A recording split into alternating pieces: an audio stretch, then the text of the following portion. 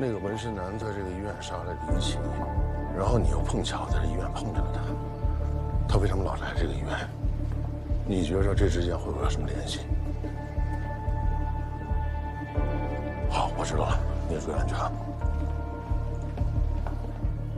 局长，哎，白局，有个事想跟你汇报一下。啊，来。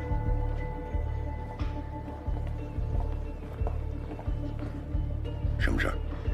目前已经确认陈楚川涉嫌杀人。齐自哲是他的好朋友，按道理他应该回避，但是他对他非常了解，如果他参与的话，有助于我们侦破案件。你怎么看？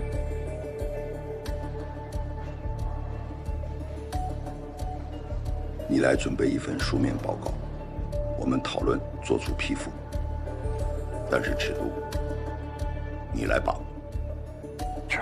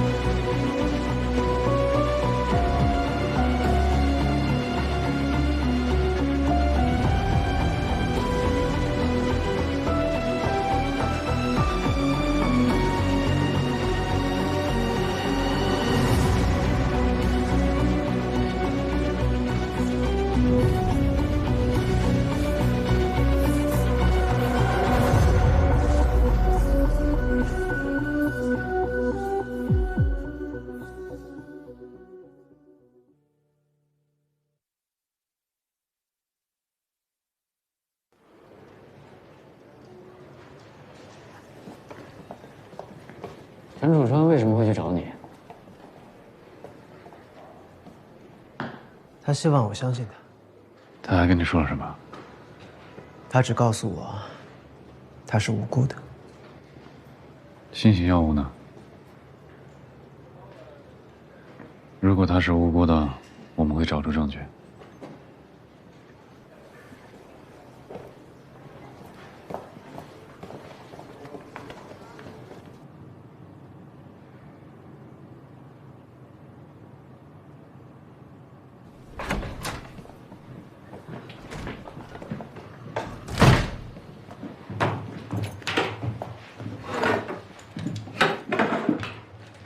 有一些问题我们想要了解一下。好。请问这两个人你认识吗？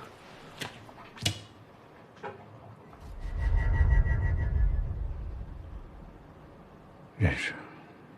这两个人死了，你知道吧？胡杰死了，我不清楚。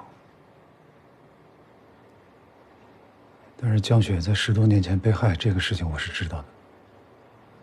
说说怎么回事吧？你们怎么认识的？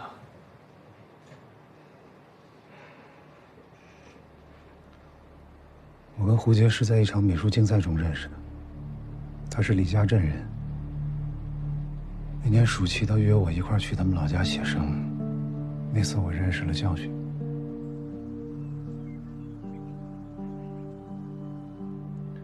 我第一次见到江雪，就有了一种一见钟情的感觉。后来胡杰因为这个事情跟我发了很大的脾气。他为什么要对你发脾气？他喜欢我。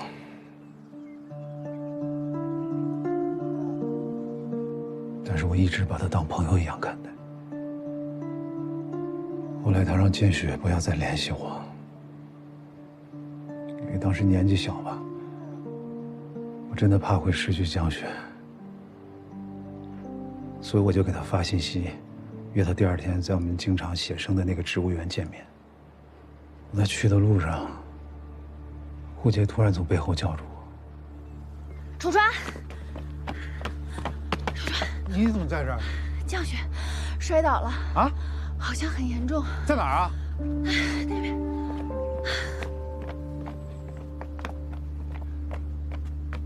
我们找了好久，江雪，降雪，真的找了好久好久都没有江雪的身影。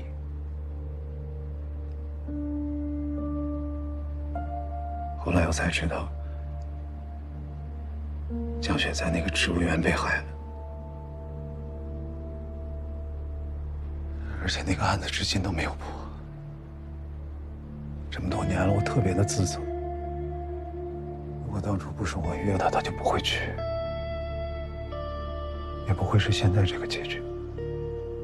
樊振学死了之后，你跟胡杰还有联系吗？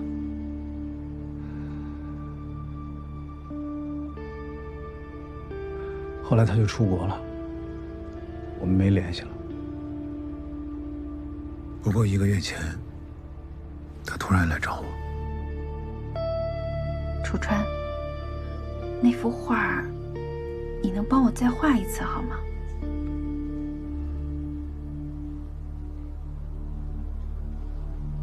当年降雪死了以后，我就不再碰画笔了。抱歉啊。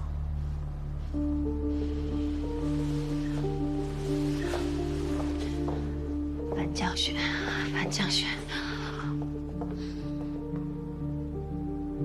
陈楚川，14年了，樊降雪已经死了14年了。今天这幅画，你画也得画，不画也得画。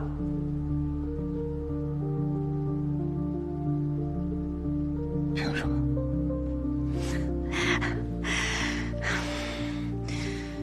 你是真不知道樊降雪到底是怎么死的吧？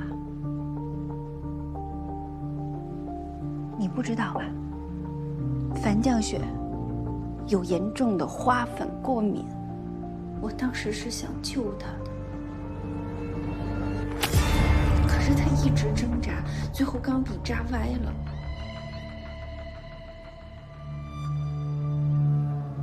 我告诉你，陈楚川，樊降雪的死就是你造成的，不是你把她约到那儿，她就不会去；不是你把花拿进屋里，她也不会死。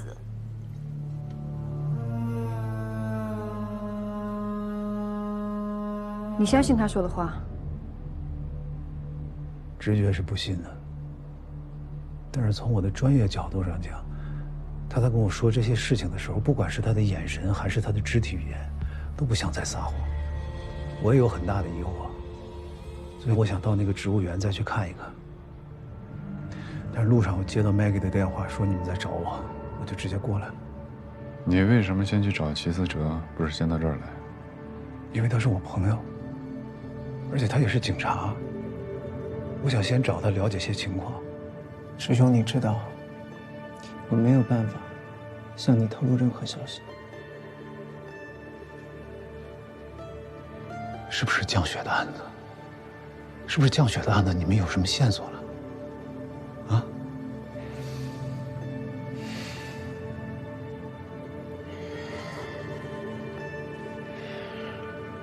师兄，你真的没有向我隐瞒任何事？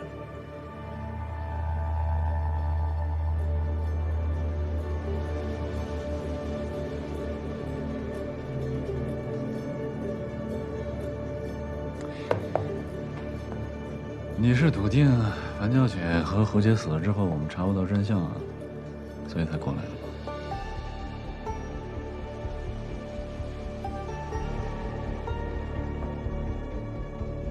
不是，二位警官，你们什么意思？你们是怀疑我吗10月13号晚上9点到11点，你人在哪儿？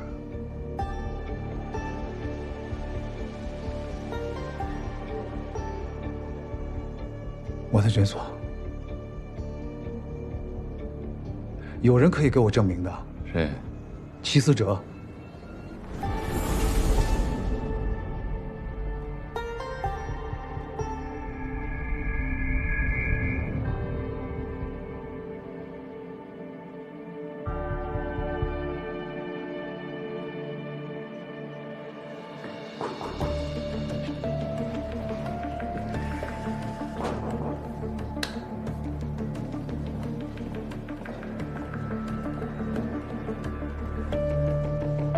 你见过这个吗？这和小飞的案子有关系。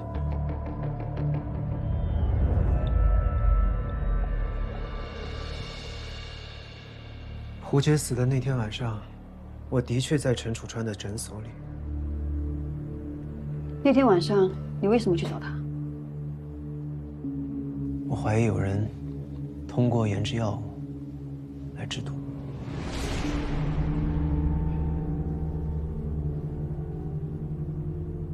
那你觉得他当时有可疑的地方吗？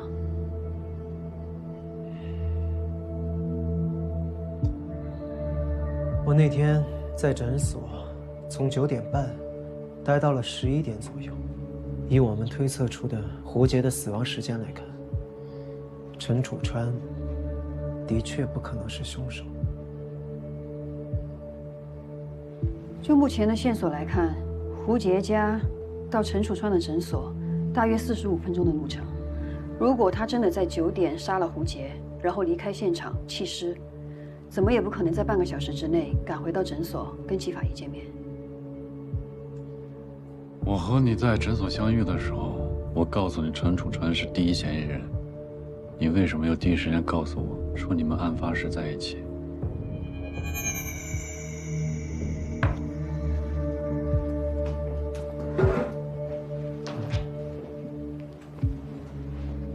请问还需要多久啊？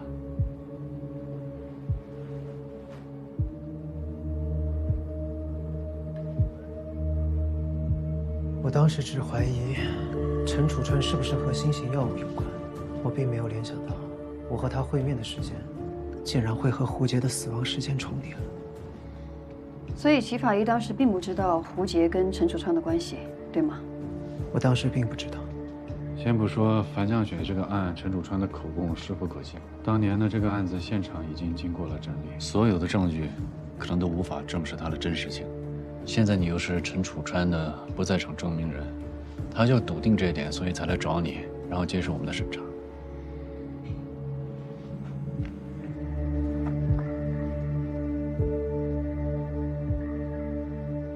韩队，小西说在诊所附近的监控里看到齐法医跟陈楚川的车分别是在晚上10点50分跟11点45分离开的。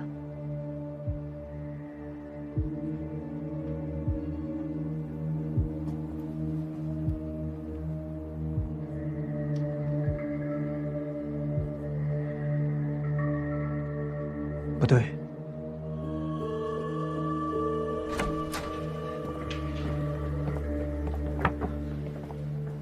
怎么样？陈楚川的体内没有发现药物残留的反应，我跟其他有关的新型药物样本也做了对比，全都不符合。陈楚川跟樊降雪还有胡杰都有联系，只是我们现在没有证据证明他和他们的死有关。再过几个小时，我们找不到证据的话，就只能把他放了。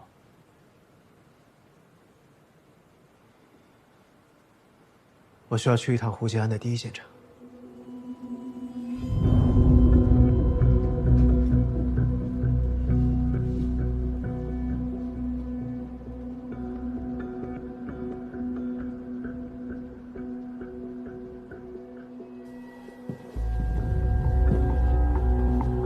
根据现场的血迹还原判断，凶手应该提前埋伏在胡杰家里，胡杰一进屋就被攻击了。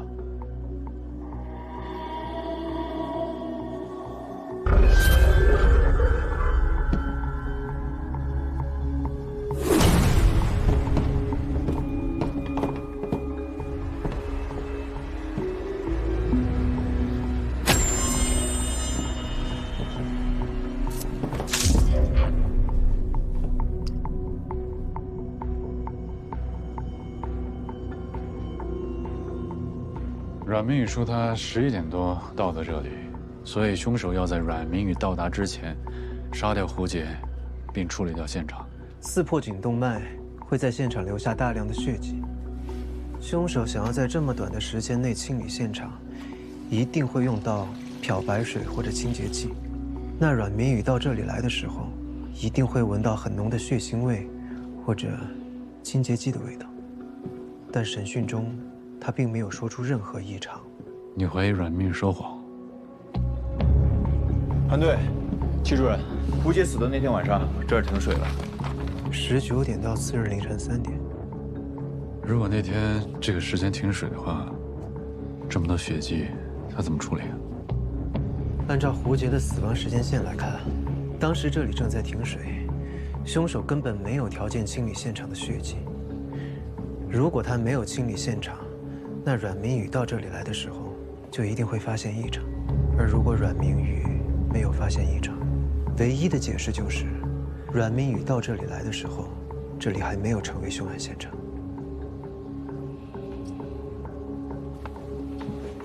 小宋，去看一下其他屋里的生物。好。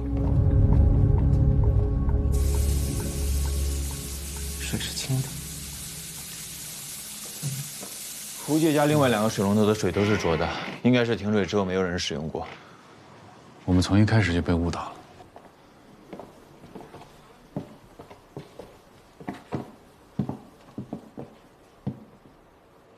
我怀疑，胡杰的尸体根本没有在这里出现过。凶手在别处杀了胡杰后，把这里伪造成第一现场。只是时间不是阮明宇来之前，而是阮明宇离开之后。准确的说，是这里恢复供水后。所以那个水管喷出来的都是清水。那凶手为什么要将胡杰的尸体扔进垃圾桶里？这样岂不是很容易被发现吗？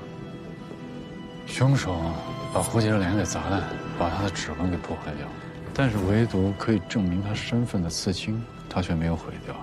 他就是要让我们找到死者是胡杰，从而把我们带到这个他伪造的第一现场来。那真正的第一现场在哪儿？我想审陈楚川。这不符合规定。你和陈楚川是朋友，再加上你又是他不在场的证人。但如果你有一个足够说服我的理由，我可以去跟白局申请。我怀疑陈楚川的诊所才是第一案发现场。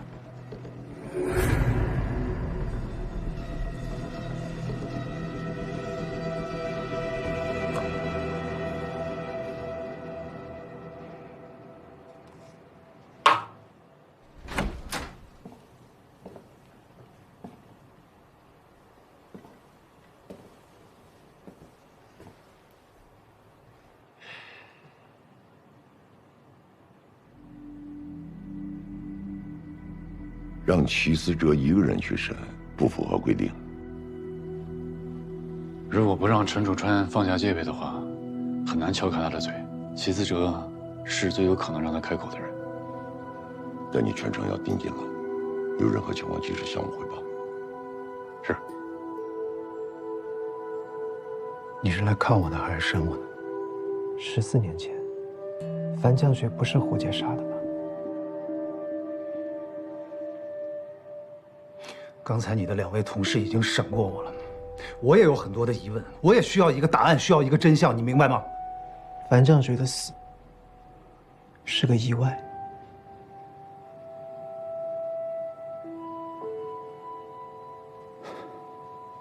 对不起啊，对不起。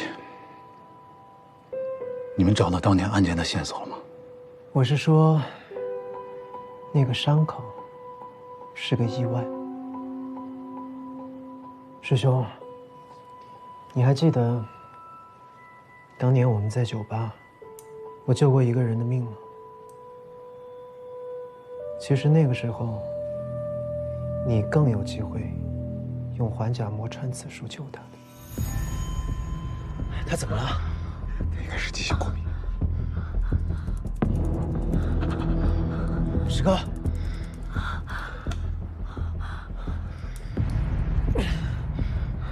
把住他，我来。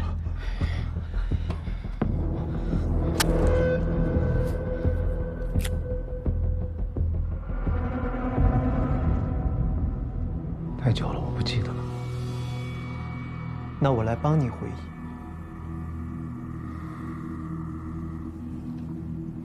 樊绛雪和胡杰的致命伤，伤口乍看相似，但其实凶手的手法完全不同。凶手在杀死胡杰的时候，没有丝毫的犹豫，像是带着恨意，直接刺破了颈动脉。而樊绛雪，她的伤口是在颈动脉和喉咙之间，这个位置，你跟我都很清楚，正是环甲膜穿刺术的施救位置。只不过，因为失手刺破了颈动脉，导致了大出血。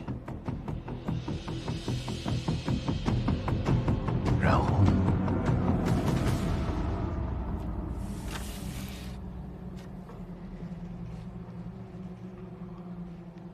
胡杰死的那天晚上，你是我不在场的证人，对吧？我只能证明当时你不在胡杰家，但我证明不了你没杀人。当时，胡杰的尸体就在你的诊所里。我去个洗手间。哎，那个里边马桶坏了，你到外面那个去上吧。好。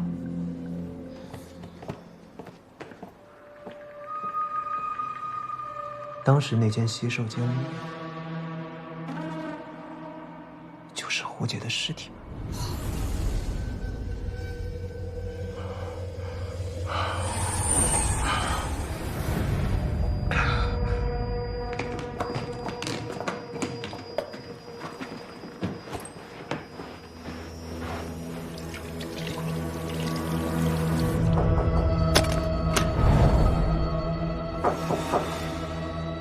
料到我会来，但同时，我的到来正好给你制造了一个完美的不在场证明。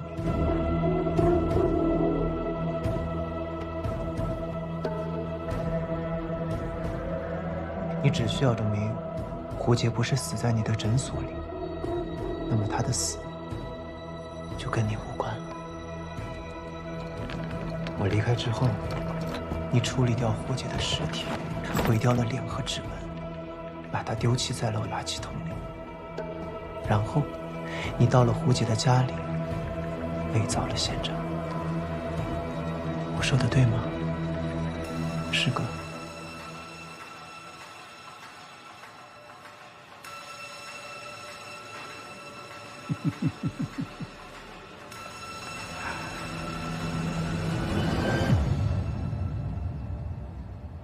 这么多年，我第一次看见你推理办案的样子，真不错。还记得上学的时候，李明说过咱们俩吗？说我选择当心理医生，看一个病人需要大半年的时间，也未必能看好。而你选择当法医，真的能救人吗？更多的时候是要面对那些冰冷的尸体吧。你想说什么？你的推理非常的精彩，但是办案要讲究证据的，对吗？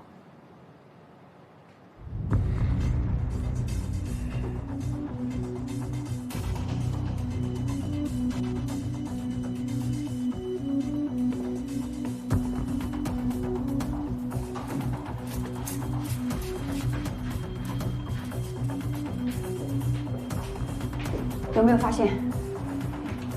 没有。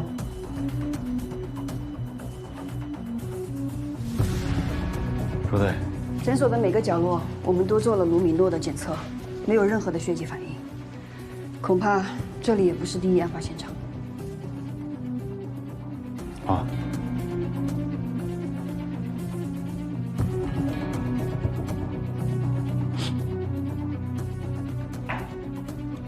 还有23分钟，12小时问讯时间就要结束了。宋维民呢？宋维民也跟你没有关系吗？如果在你心里头已经认定是我杀了胡杰的话，你觉得我今天坐在这儿跟你讲的话都是真话？你只需要回答我的问题：宋维民究竟是怎么回事？我记得我们曾经聊过，心理疾病和你学的外科法医专业不同。这些病人啊，他们在发病的时候，编造出欺骗大脑的谎言，对于他们来说就是最真实的感受。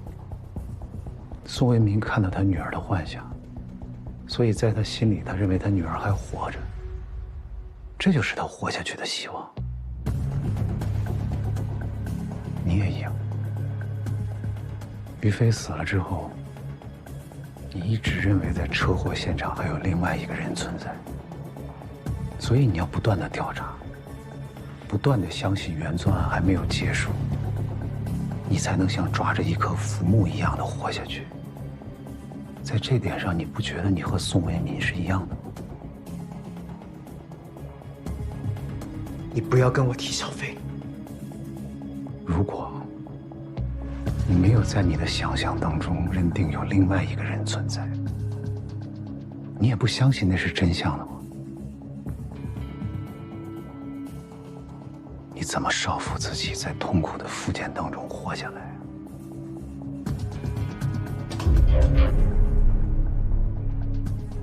祁警官，如果你口中的这个新型药物可以让你看见于飞的话，你觉得你能抵挡住这个诱惑吗？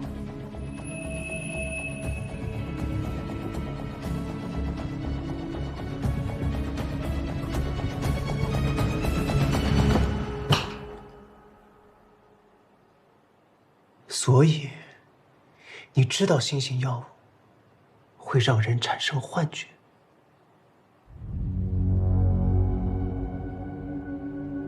和你一样，我也是猜测而已。陈楚川，宋维民的药就是你给的。你有证据吗？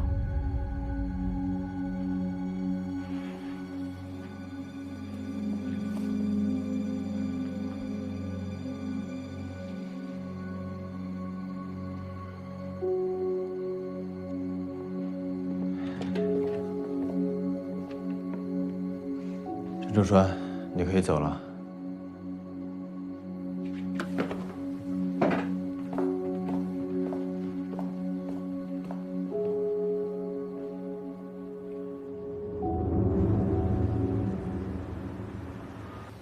王警官，这是我办公室，来。您的意思是说，有人私自拿走了乙醚和西地兰，并且偷偷的修改了电脑上的记录？不排除这个可能。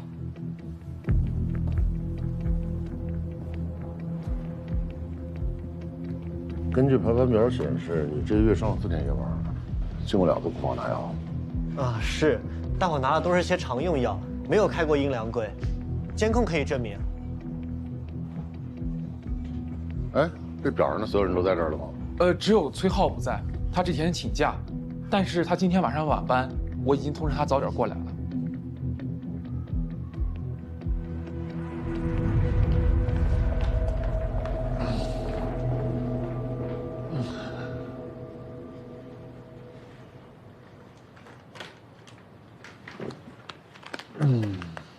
你知道我为什么吃坚果吗？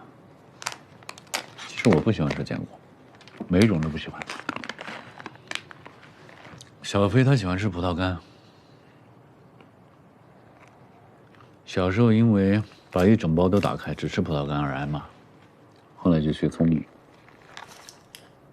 他让你吃坚果，他还自己吃葡萄干。我一直以为是我在帮他吃他不喜欢吃的坚果，后来他走了以后，我才发现，是他在帮我吃我更不喜欢吃的葡萄干。很多事情都有不同的角度，你没没看到结果之前，真相是什么都不知道。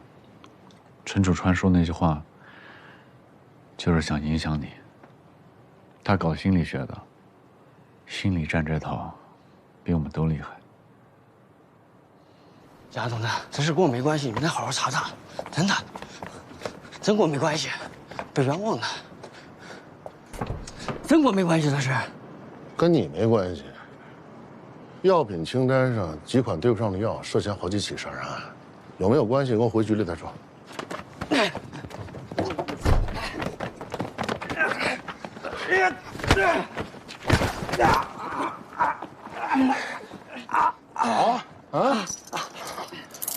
还说跟你没关系，啊？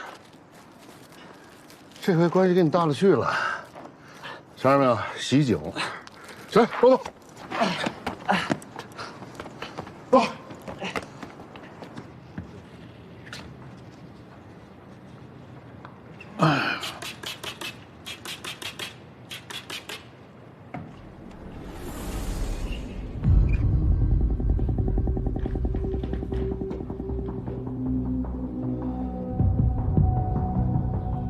螯合剂。啊？我知道为什么没有卢米诺反应。啊？螯合剂是一种可以和金属离子形成稳定复合物的化学物质，一般会出现在清洁剂当中，在工业清洁当中，常常用来除去设备和管道当中的金属沉积物和污垢。高远，谢主任，我问你，卢米诺试验的原理是什么？卢米诺实验，人体血液当中含有2价的铁离子，而卢米诺溶液当中含有过氧化氢，二者结合之后会发生反应，从而形成水以及单氧，而单氧又会去氧化卢米诺，从而使其发光。这就是卢米诺实验的原理。是这样。能不能简单点？那如果说血液当中的铁离子没有被催化，而是被螯合掉了呢？如果铁离子被螯合掉，就不会催化过氧化氢，也就不会发生反应，那卢米诺就不会发光了。能不能不要说那么多专业术语，简单点？有一种溶液，它可以跟铁离子发生反应，阻止铁离子参与别的反应，所以无论我们怎么去实验，卢米诺都不会发光。所以说，如果我们检测出这种螯合剂的残留痕迹，那我们就可以证明胡杰的第一死亡现场就是在诊所。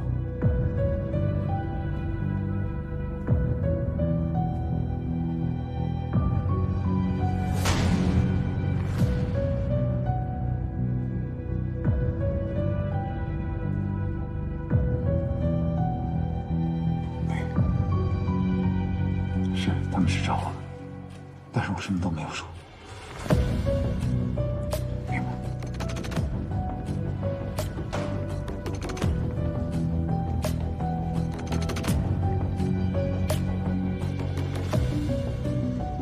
齐主任，韩队，你们看，这儿也有，还有这儿。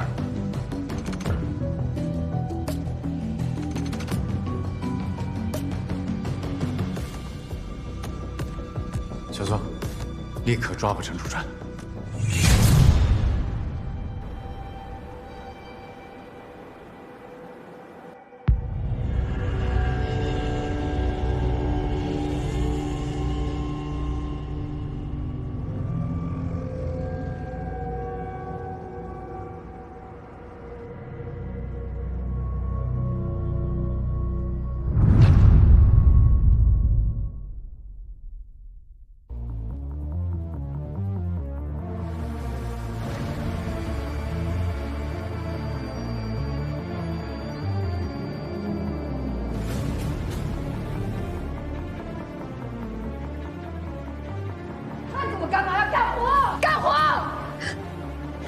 人在短时间内睡过多会意识模糊，老万想要精准击中头部的概率非常的小。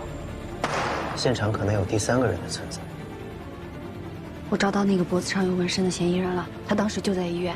这个药品是在崔浩的家里发现的。西地兰是不是导致离奇死亡的药物？这是陈楚川诊所的病患名单，这是他给患者开的药。韩队，接到线报，疑似陈楚川的车辆正在开往边境罗旺的路上。通知韩峰，立刻展开抓捕。